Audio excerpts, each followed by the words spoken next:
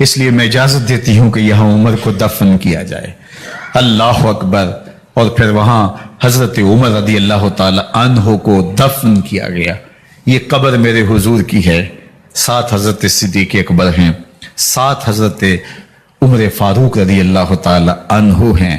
جے شک ہووی تے چل مدینے، جے شک ہووی تے چل مدینے، ویکھ لے جوڑ مزاراں دا، بن یار نبی دیاں یاراں دا۔ حضور نے فرمایا، ایک دن مسجد نبوی سے باہر نکل رہے تھے اور کچھ لوگ مسجد میں داخل ہو رہے تھے۔ حضور نے دائیں ہاتھ سے ابو بکر کا ہاتھ پکڑا تھا اور بائیں ہاتھ میں حضرت عمر کا ہاتھ تھا، اور جب لوگوں کو آتے ہوئے دیکھا، ان کو مخاطب کرتے ہوئے کہا، ہاکذا نبعث یوم القیامہ، قیامت کے دن ہم قبروں سے یوں ہی اٹھائے جائیں گے۔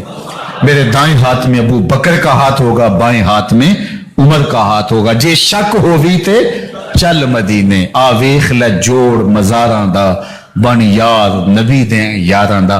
تو میرے حضور نے فرمایا، جب اچھے لوگوں کا ذکر کرو تو میرے عمر کا ذکر بھی ضرور کیا کرو۔ تو حضرت عمر رضی اللہ تعالی عنہ اللہ کے محبوب ہیں، باقی صحابی مرید ہیں، حضرت عمر میرے حضور کی مراد ہیں۔ اللہ سے مانگ کر کے لیا ہے، اللہ عمر بن خطاب عطا کرتے، اور پھر اللہ نے عمر کی صورت میں اسلام کو وہ عظیم تحفہ دیا جس سے اسلام کی عزت بڑی اور شان و شوکت میں اضافہ ہوا، اور اسلام کے جھنڈے چار داغ عالم کے اندر لگ گئے۔ اللہ مجھے آپ کو حضرت عمر کے نقوش پاک کی برکتیں عطا فرمائے، اور ہمارے حکمرانوں کو ان کے نقوش پاک کو خضرا بناتے ہوئے اسلامی سلطنت کے خد و خال واضح کرنے کی توفیقات سے مالا مال کرے۔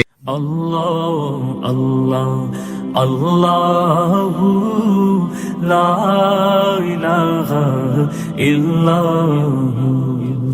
اللہ، اللہ اللہ لا الہ الا اللہ۔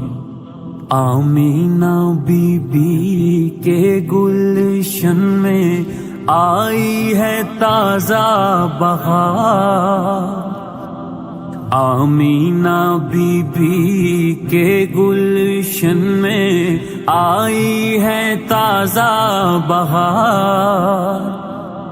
پڑھتے ہیں صلی اللہ وسلم، پڑھتے ہیں صلی اللہ وسلم، آج درو دیوار مدنی۔